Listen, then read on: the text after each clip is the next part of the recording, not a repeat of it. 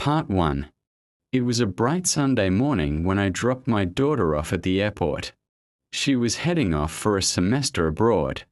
And even though I was proud of her, I couldn't shake the lump in my throat. As I watched her disappear through security, my heart felt heavy. She had always been my little girl, and sending her off into the world made me feel like I was losing a part of myself.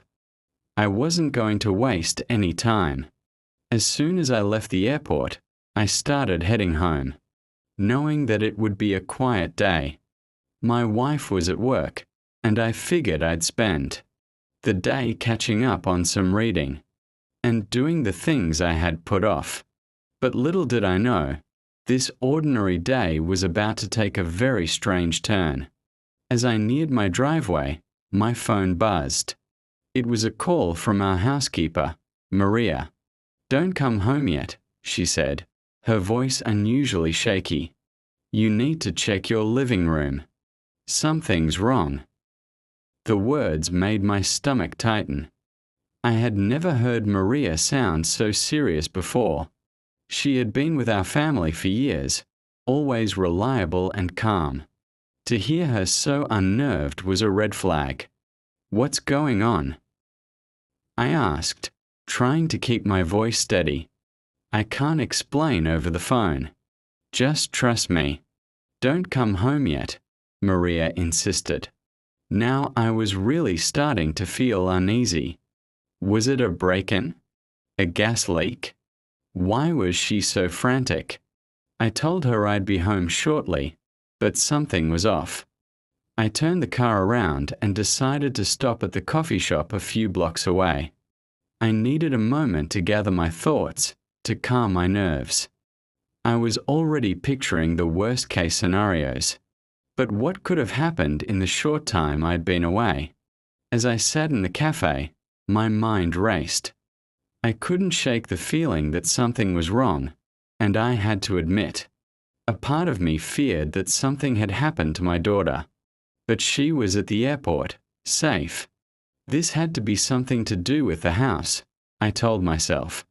After sipping my coffee, I drove back home, my heart pounding in my chest. I parked outside and walked up the driveway.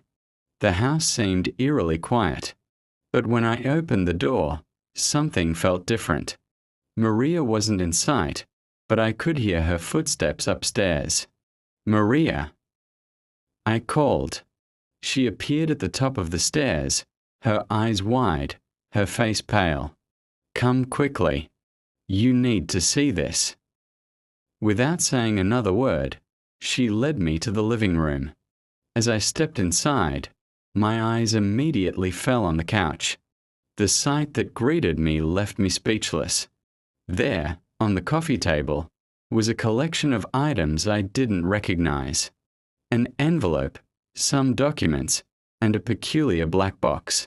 The room seemed untouched in other ways, clean, as always. But the presence of the envelope was unsettling. Maria noticed my confusion and spoke up, her voice shaky again. "I don't know what to make of it, sir. I wasn't sure if I should open it, but I thought you should see it for yourself." I approached the coffee table slowly and grabbed the envelope. It was unmarked, no name or return address. My heart was already pounding louder in my chest, as if the envelope itself was a warning. I pulled out the letter inside. The letter wasn't from anyone I recognized. It was typed in a formal script with the following words: "We know about your daughter. Proceed carefully, or there will be consequences." I froze. What the hell was this? I stood there in stunned silence, holding the letter in my hand. Every part of me screamed for answers, but nothing made sense. The room seemed to close in on me as I realized how dangerous this situation could be.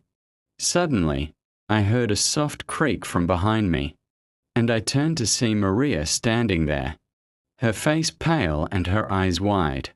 Her expression was one of fear, and it struck me immediately.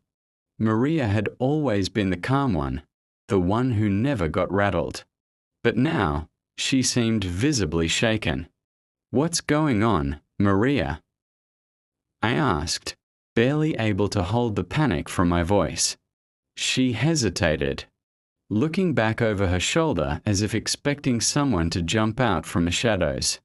I think it's connected to your daughter's trip. She may be in danger." The words hit me like a freight train. My daughter? In danger? But she had just left for her trip. Before I could respond, Maria added one final, cryptic sentence. "They want you to make a decision. But be careful." The room felt as though it was closing in on me, and the panic I had managed to suppress was now fully unleashed. I turned and looked at the envelope again, trying to make sense of what was happening. My mind raced. Was this some kind of ransom letter? What did they mean by consequences? What did my daughter have to do with all of this?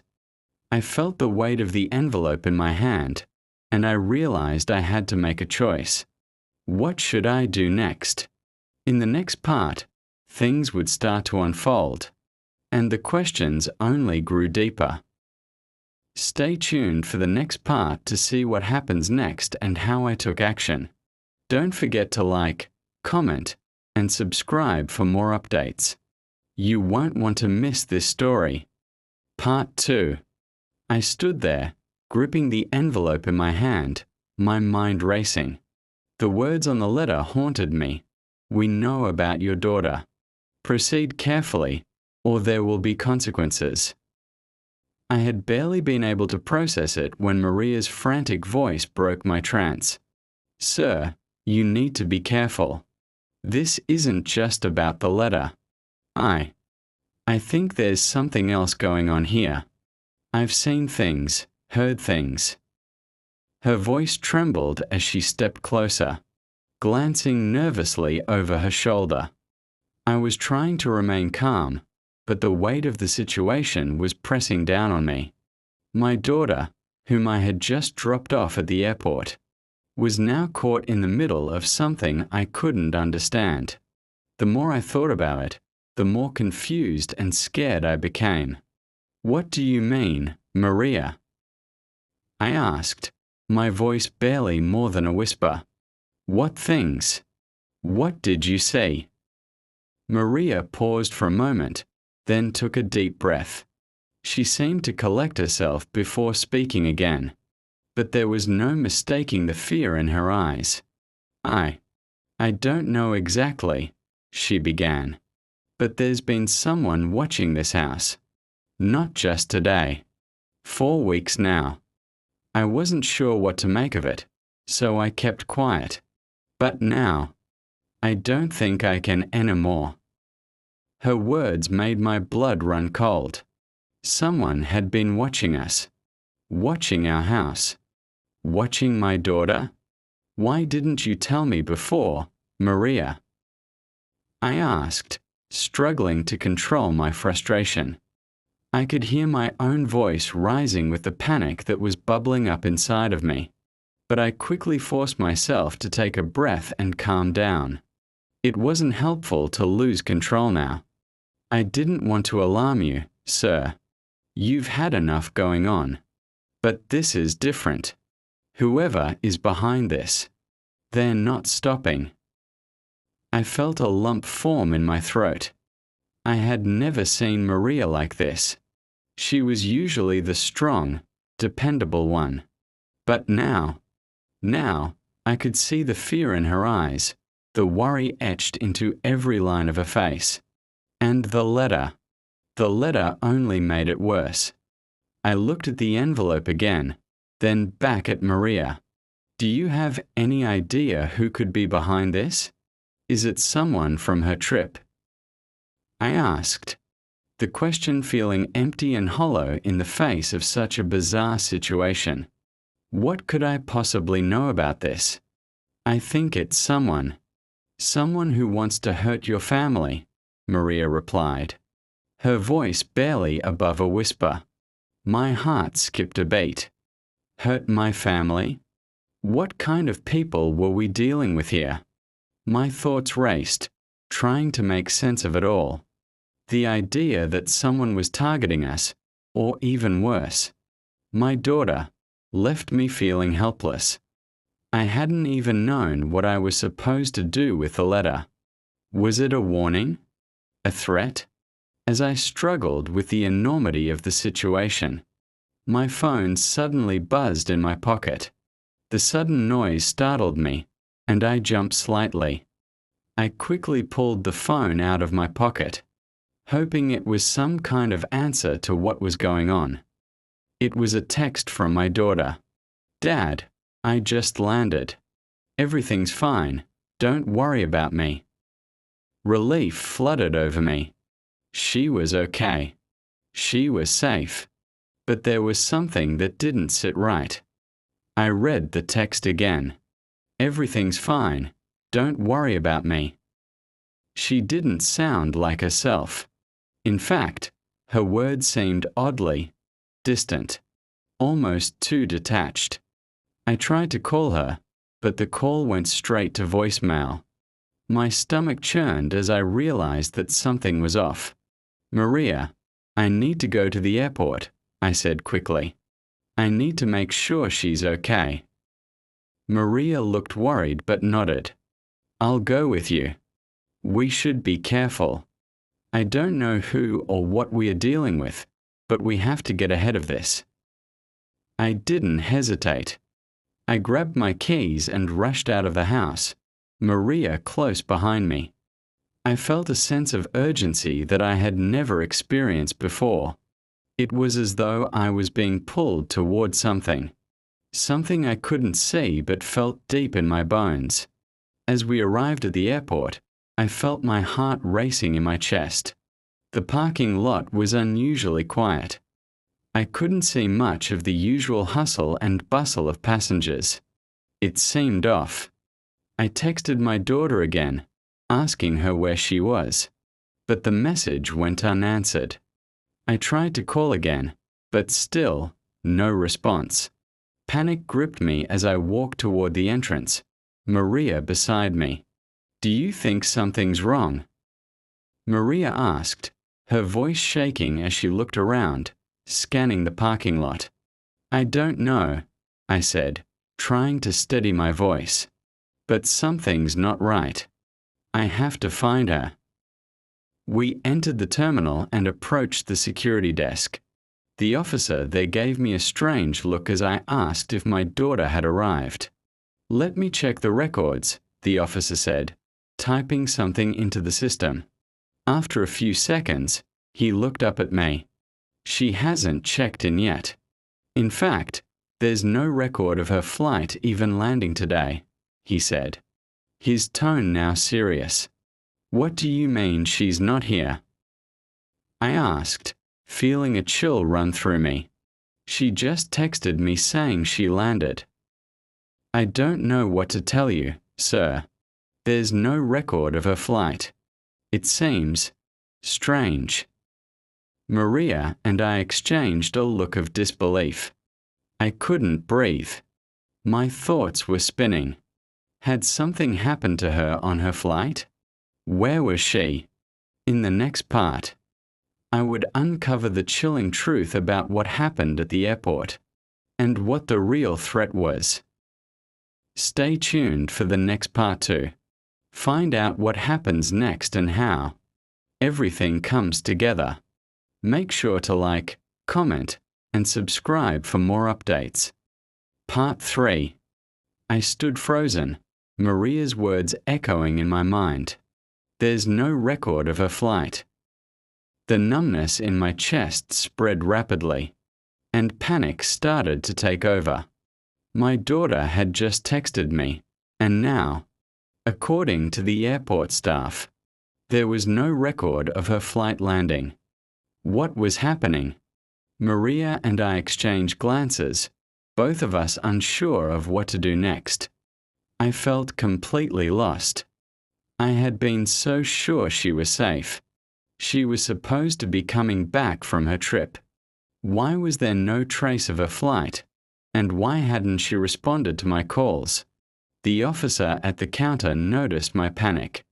Are you sure she was on a flight from here? He asked gently, trying to remain calm. Of course I'm sure. I snapped, the fear and confusion evident in my voice. She texted me. She was supposed to land over an hour ago. The officer motioned to a colleague. Let's go back to the flight records for today. Maybe there's been a mix-up. They left, leaving Maria and me standing in the terminal. My mind was racing.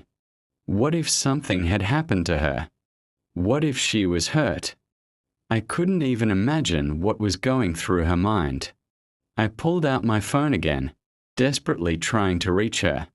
My hands were shaking as I dialed her number. For the 10th time, but once again, it went straight to voicemail.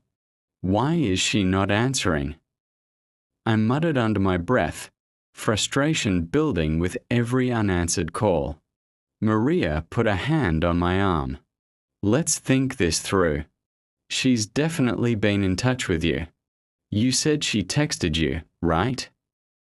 Yes, but I didn't see her, I said, still lost in my thoughts. I don't get it. Why would she send me a text saying, everything was fine if? She was never even on the plane? None of this makes sense. Maybe she's with someone else. Maybe they're not. Letting her use her phone or something.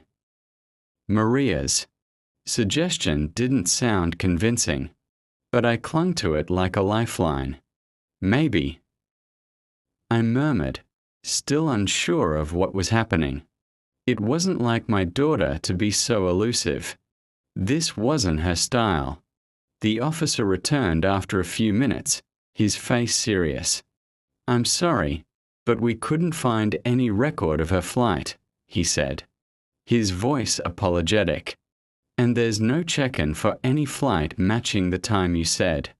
It's as if she's not even listed as a passenger. I felt a wave of nausea hit me. Was she missing? The thought was too much to bear. I needed answers. My hands were trembling, and the room seemed to spin around me. I took a step back. Are you telling me my daughter isn't even listed in your system as a passenger? My voice was cracking now, a mix of anger, disbelief, and fear. The officer nodded. I'm afraid so. We've double-checked everything. The flight you mentioned doesn't exist in our system. My mind couldn't process this. How could my daughter simply vanish like this? No flight. No record. I turned to Maria. What do I do now? My voice was hoarse, the fear taking hold of my words. She was supposed to land today. She said she was fine. This doesn't make sense. Maria gave me a reassuring look. We'll find her, don't worry. Let's keep looking. We should check the cameras in the area. Maybe someone saw her arrive, or maybe there's been a mistake. I nodded, although the doubt inside me grew heavier. It was hard to see a way forward when everything felt so wrong. As I stood there, still holding my phone, I received another text from my daughter. My heart skipped a beat when I saw the message. Dad, I'm in trouble. I need your help. They are keeping me here. I couldn't believe it. The message was short, cryptic, and unsettling. She was in trouble? What did she mean by they are keeping me here? What kind of trouble? I immediately texted her back, urging her to tell me what was going on. But the response I got sent a chill down my spine. I can't talk anymore. Just please come help me. Maria. I yelled, showing her the screen. She says she's in trouble. She's not at the airport anymore. What do I do? Maria's face paled as she read the text. "This is serious. We need to go to the police. We need to track her location." I was already heading for the exit, my heart pounding in my chest. Let's go. I don't care what it takes. I need to find her.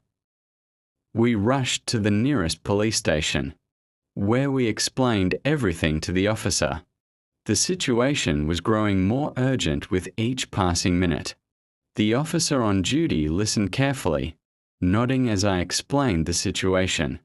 He promised to launch a search right away and started contacting local authorities to track my daughter's phone and any information they could gather about her. "Don't worry, sir. We'll do everything we can to find her," the officer said, trying to calm me. But his words did little to soothe the gnawing fear inside me. I paced back and forth as we waited for more information.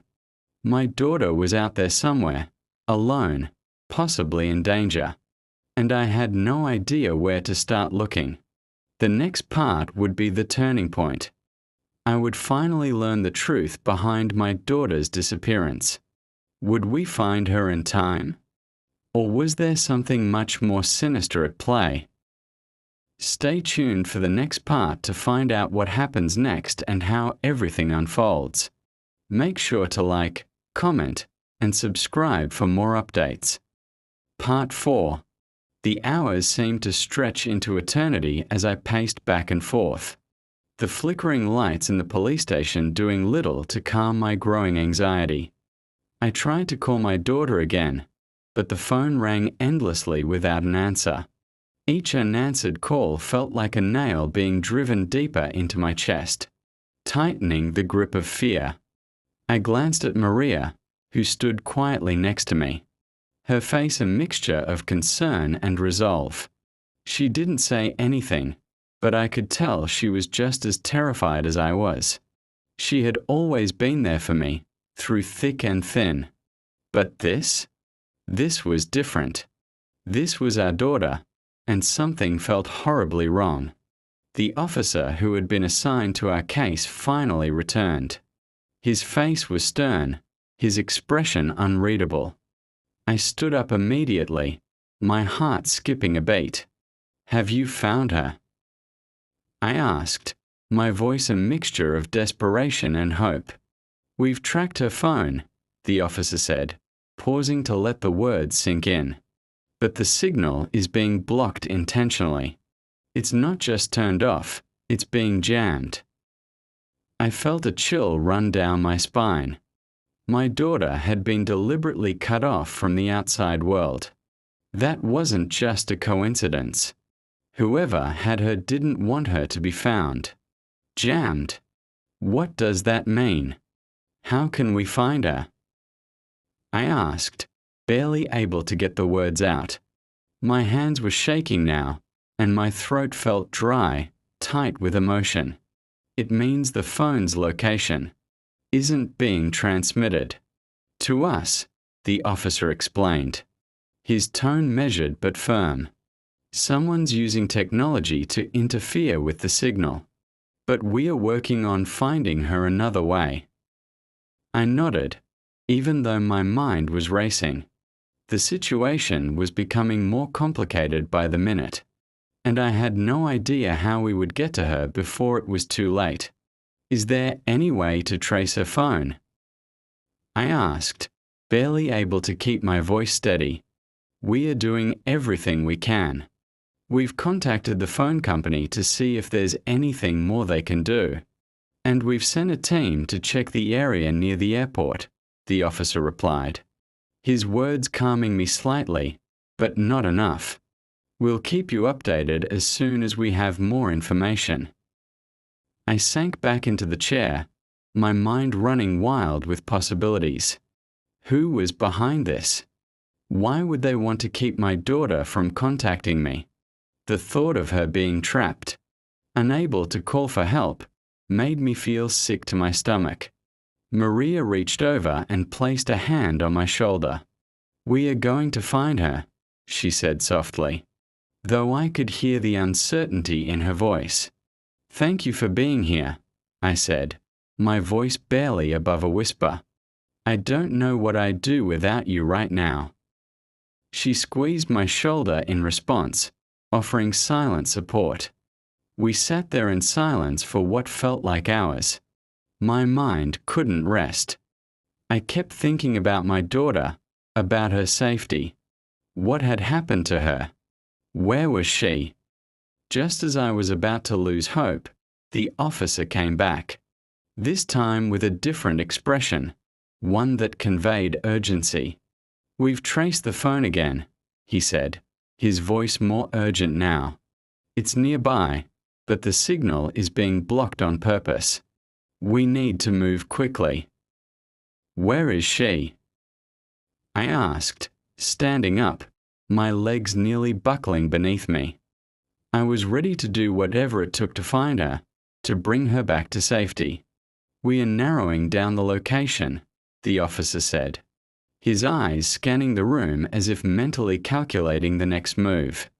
"It looks like she's being held in a warehouse just outside the city. We've alerted the SWAT team, and we are preparing to go in."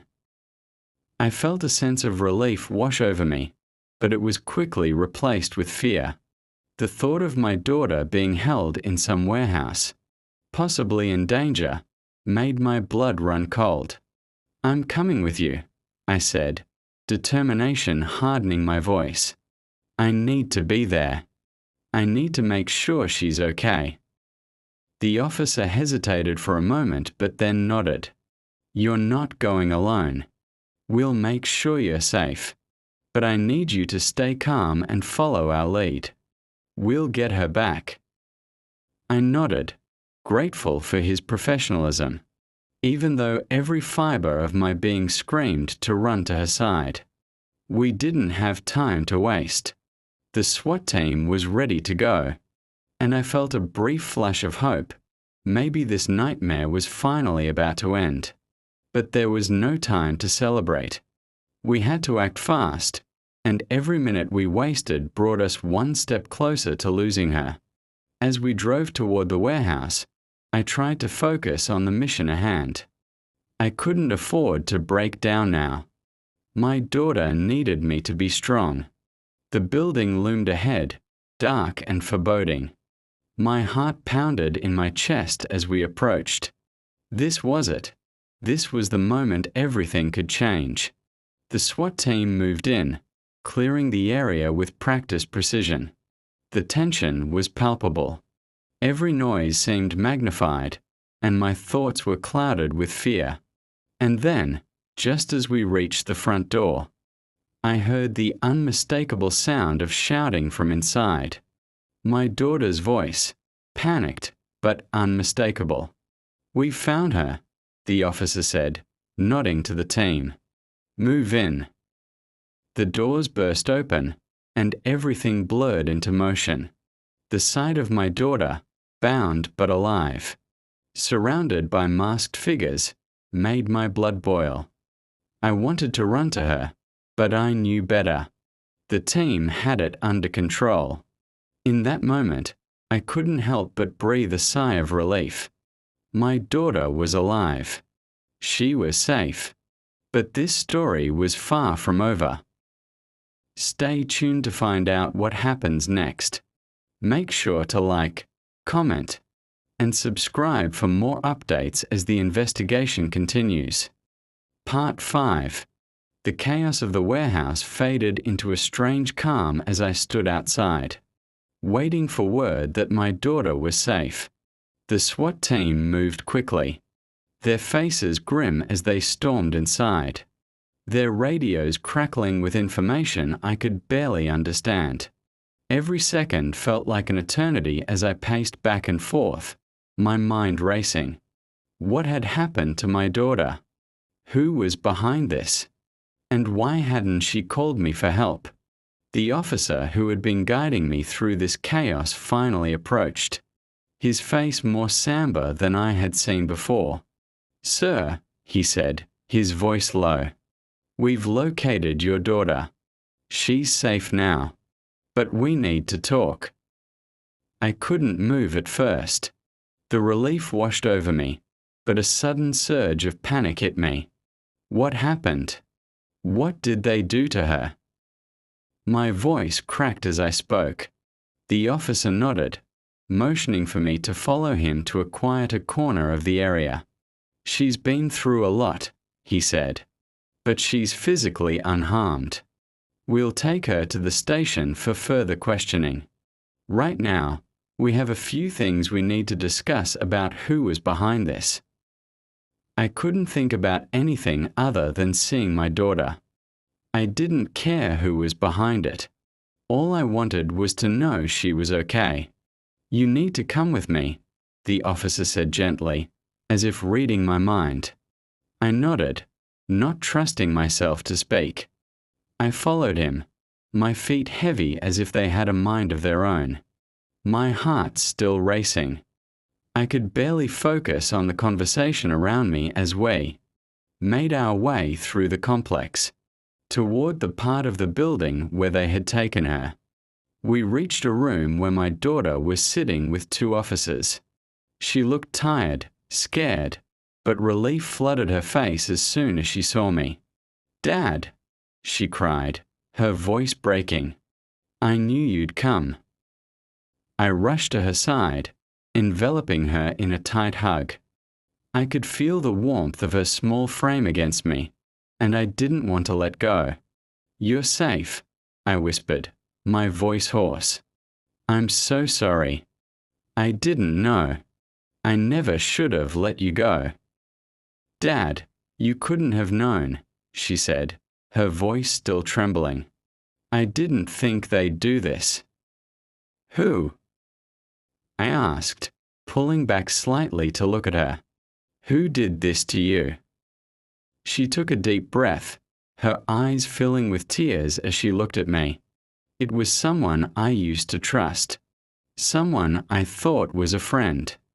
I had no idea what he was involved in. I looked at the officers, my heart sinking. What happened? The officer who had been with me earlier spoke up. "We found your daughter in the warehouse with a man named Richard Palmer. He's known to law enforcement, but we didn't know he was connected to your family. Apparently, your daughter worked with him on a few projects, and it seems like he took advantage of that." I stared at him, confused. What kind of projects? What was he after? "Money," the officer explained. "He had been trying to force your daughter to do some illegal work for him. He was looking for leverage, something to blackmail her with. It's clear he had been manipulating her for months. He kept threatening her, using her as a pawn in his schemes." I felt sick to my stomach. This was the man who had been controlling my daughter's life, pushing her to the edge. And I hadn't known. "She told us she tried to run away," the officer continued. "But he managed to track her down, brought her back here to intimidate her into compliance. He had her trapped." I glanced at my daughter, horrified by what she had endured. "But you're okay now?" I asked, searching her face for any sign of injury. She nodded, wiping her tears. "I'm fine, Dad. But I didn't know how to escape. He said he would ruin everything, that no one would believe me." I pulled her into another hug, holding her tightly. "I believe you. I'm so sorry." The officer placed a hand on my shoulder. "Richard Palmer is in custody now. We'll make sure he's held accountable for what he did to your daughter." As the reality of the situation began to sink in, I felt a sense of relief. She was safe. The man who had manipulated her was behind bars. But I also realized how lucky we had been that things didn't go even further. What if we had waited too long? What if she hadn't reached out when she did? But there was something else, something that felt different. As I looked at my daughter, I knew our relationship had changed. She had been through something terrifying, something that would stay with her forever. But she was stronger now, and so was I. Next in Part 10, the aftermath of what happened at the warehouse begins to unfold, and I face a difficult decision, one that could change the course of our lives forever. Stay tuned to find out how this story ends and the unexpected twist that awaits. Don't forget to like, comment, and subscribe to stay updated. Part 6. As the days passed, a sense of calm slowly began to settle over the house. My daughter was home now, no longer the frightened girl who had been taken against her will. But the events that had unfolded were far from over. We had been through so much in a short time, and the real weight of what had happened hadn't fully sunk in. I spent my nights sitting in the living room, reflecting on everything. The anger I felt toward Richard Palmer, the fear I had felt when I couldn't reach my daughter, and the overwhelming relief when she was finally back in my arms. But I knew that we weren't done yet. Not by a long shot. Maria had come by a few times to check on us, offering her support. I'd also spent hours on the phone with law enforcement, going over every detail and trying to piece together what had really happened. The more I learned about Palmer, the more disgusted I became. I learned that Richard Palmer had been a trusted business associate of my late wife. He had gained access to our family's finances under the guise of helping with investments, but it seemed his true intentions had always been far darker. He had been using his position to manipulate and control not just my daughter but others as well, all the while hiding behind a mask of trustworthiness. The lies he'd woven around us were extensive, and it was only now, with his arrest, that we were starting to see the full picture. It was hard to believe someone like that had been so close to us. Yet I also knew that we were fortunate. We were lucky to have discovered his deception before it was too late. But that didn't mean there weren't consequences, for both my daughter and me. As I sat at the kitchen table, flipping through the papers from the police investigation, my daughter entered the room. She was carrying a small envelope in her hands, one I hadn't seen before. She sat down across from me, looking at the envelope, and then back at me with a hesitant look on her face. "Dad," she said softly, "I've been thinking a lot about everything that happened, and I don't want it to ruin my future." I raised an eyebrow. "What do you mean?" She opened the envelope slowly, pulling out a letter. As she unfolded it, I could see the official stamp of the law firm that represented my wife's estate. "This letter came yesterday," she said, her voice shaking slightly. "It's about the inheritance." I sat up straight, my heart pounding. "What's it say?" She took a deep breath before speaking, reading the letter aloud. "Dear Ms. Carter, as per the will of your late mother, you are now entitled to the full inheritance as stipulated, including her shares in the family business and other assets. Please arrange a meeting with us at your earliest convenience to discuss the transfer of funds." My mind raced. I had forgotten about the inheritance. My wife had passed away years ago, and I had never paid much attention to the financial matters she had left behind. My focus had always been on taking care of my family. But now, I was reminded that there was more at stake. "I don't want to take it," my daughter said, her voice filled with uncertainty. "I feel like if I accept it, it's like giving him what he wanted.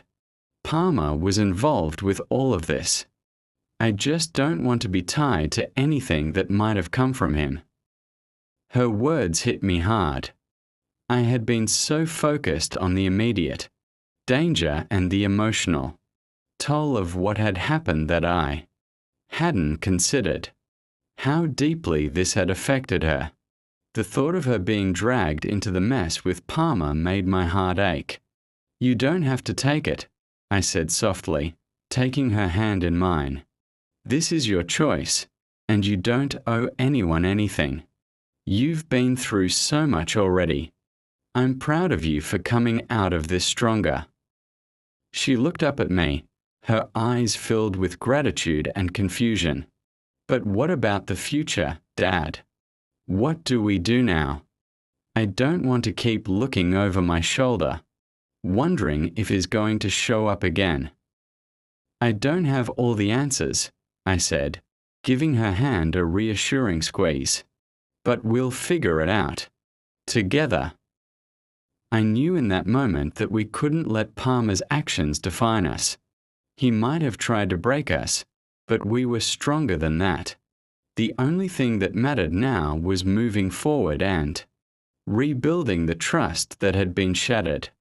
Later that evening, I received a call from the police.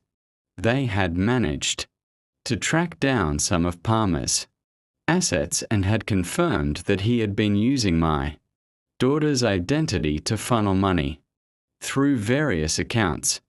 But the real shocker came when they revealed that Palmer had been involved in illegal activities beyond anything I could have imagined. The full extent of his crimes was staggering. "We are taking him down," the officer assured me. "But you and your family should remain cautious. He may have associates who will stop at nothing to protect their operation." I thanked the officer and hung up, my mind reeling. The weight of it all was unbearable. But through it all, I knew one thing for certain: we had each other. And that was more important than any amount of money or success. Next in Part 10. The final confrontation with Palmer. The truth about his plan is revealed, and the price of freedom comes at a cost. Stay tuned to find out how this story ends. Don't forget to like, comment, and subscribe for more updates. Part 7. Ending. As the days passed, the situation surrounding my daughter grew more intense. We had learned so much about the manipulations that Richard Palmer had orchestrated, and I could barely contain my anger.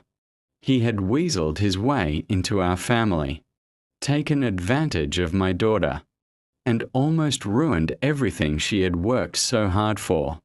But, despite everything, I was determined to stay strong for her. The phone calls continued to flood in from the police, but nothing concrete was happening yet. I was beginning to feel the strain of waiting. The unknown was unbearable. Was Palmer still out there, watching us? Was he trying to escape? Was he coming after my family? Or was he already planning his next move? Every possible scenario played through my mind, and with each thought, my heart sank further into fear. One evening, just as the sun began to set and the house grew quiet, Maria came into the living room where I was sitting. Her face was filled with concern as she handed me a letter, her hands slightly trembling. "What's this?" I asked, my mind still clouded from the constant worry. She sat beside me, wringing her hands. I found this outside. It was slipped under the door." I opened the envelope, unfolding the letter carefully. The moment I read the words, my stomach dropped. "We know you're looking for answers. You're too late. What I've done is irreversible. No one will believe your daughter. She's already one step ahead. And I'll always be in control. Richard Palmer." My breath caught in my throat. The letter was chilling. How did Palmer know we were onto him? How was he always one step ahead? My hands began to shake as I read the words again, trying to make sense of what was happening. What does he mean by this? I whispered, feeling the weight of the threat bearing down on me. Maria looked just as terrified as I felt, but I could see the resolve in her eyes. He wants you to stop looking for him. But we can't. We can't let him win. I felt my pulse quicken as my mind raced. It was clear that Palmer was playing a dangerous game. And this letter was just another part of his twisted tactics. He wanted us to feel helpless, to doubt ourselves. But I refused to give him that power. He had already done enough damage. I stood up, determination setting in. We need to act quickly. We can't let him get away with this. If he thinks he can control us with threats, he's wrong. Maria nodded, her resolve matching mine. What's the next step? We go to the authorities, I said firmly. And we get this handled once and for all. We need to find out where Palmer is hiding. And we need to make sure my daughter stays safe. Just as I finished speaking, my phone buzzed. I glanced at the screen, seeing the familiar number of the police officer, who had been guiding us through the investigation. I answered immediately, my heart racing as I prepared to hear what new developments had occurred. The officer's voice was urgent, but calm. Sir, we've made progress. We've located Palmer's last known whereabouts. We think we have him cornered. I felt a rush of relief, but it was tempered by a growing anxiety. This could finally be the moment when everything ended. But what if it didn't? We'll be there, I said firmly. Tell me what we need to do. The officer gave me the details. We've gathered a team. We need to move in fast before he has a chance to escape. But we need to be careful. This could get dangerous. I hung up, turning to Maria. It's time. Let's go. We are putting an end to this. As we left the house and drove to the location provided by the authorities, the adrenaline hit me hard. I felt both excited and terrified. We were so close to ending this nightmare, but I knew it wouldn't be easy. We arrived at a secluded area on the outskirts of town, a rundown warehouse hidden from view. My heart pounded as we waited for the signal. Everything around me felt charged with tension. Then, I saw it, the flashing lights of the police cars in the distance. My mind raced as I realized this was it, the final confrontation with Richard Palmer. But as we moved closer to the scene, I realized that I wasn't just fighting for my daughter's safety anymore. I was fighting for our family's future, for our peace of mind, and for the justice we had been denied for far too long. The end. Thank you for following along on this journey. It wasn't easy, but we made it. If you enjoyed the story, don't forget to like, comment, and subscribe for more incredible tales of resilience and family. Stay tuned for future stories.